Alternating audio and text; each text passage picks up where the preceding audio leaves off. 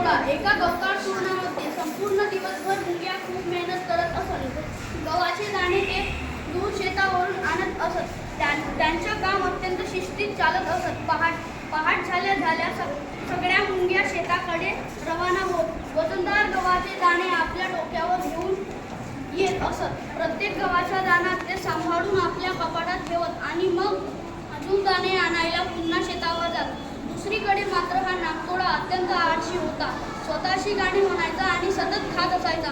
तो त्याच्या आयुष्य अत्यंत चैनीत आणि आरामात घालत होता.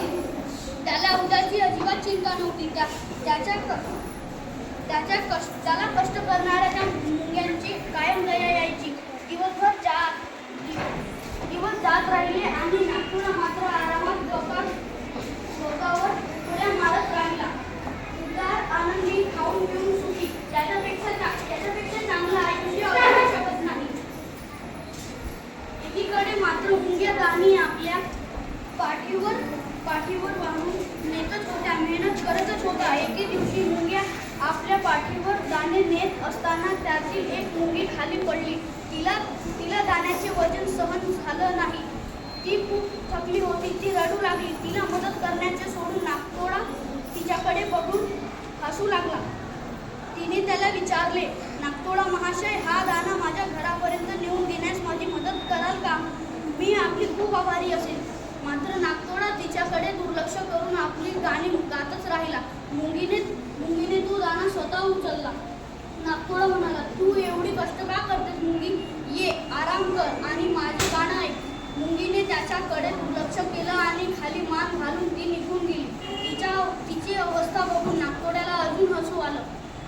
त्याने तिची थट्टा केली. मुंगी म्हणाली, मी थंडीच्या दिवसांसाठी अन्न गोळा करत आहे आणि तुम्ही देखील तसंच करावं असं मला वाटतं.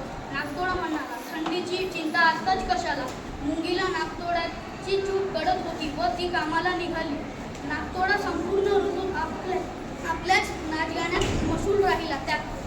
त्याचे पुढचे दिवस असेच गेले. उन्हाळा संपून शरद ऋतू आला. शरद ऋतू संपून हिवाळा आला. दिवस छोटे मात्र रात्र मोठी आणि अंधारी होऊ लागली. भयंकर थंडी पडली. बर्फही पडू लागला. थंडीत नागतोडा कुडू लागला. सुक्या पानांनी स्वतःचा बचाव करू पाहू लागला. पण ती पानंही उडून गेली. त्याला खूप भूक लागली होती, पण त्याच्याजवळ खायला काहीच नव्हतं. त्याची खात्री झाली की काही खायला मिळालं नाही तर आपण मरून जाऊ. त्याला अशक्तपणा झाला आणि लगेच त्याला लक्षात आलं की मुंगी बरोबर बोलत होती. नागतोडा बिघडला. त्यांनी स्वतःच्या खाण्याची चिंता केली नव्हती, दुसऱ्याची मदतही केली नव्हती. म्हणून तो जिवंतही राहणार नव्हता. खाण्यासाठी अन्न न मिळाल्यामुळे आपण मरणारच त्याला खात्री झाली. तो मुंग्यांकडे गेला, पण मुंग्यांनी त्याला आसरा दिला नाही, कारण त्याने एका मुंगीची मदत केली नव्हती. तीच मुंगी त्याला म्हणाली, मी जेव्हा उन्हाळ्यात काम करत होती तेव्हा तू मला चिडवलास. मी तुझी मदत मुळीच करणार नाही. मुंगीने दार बंद केला.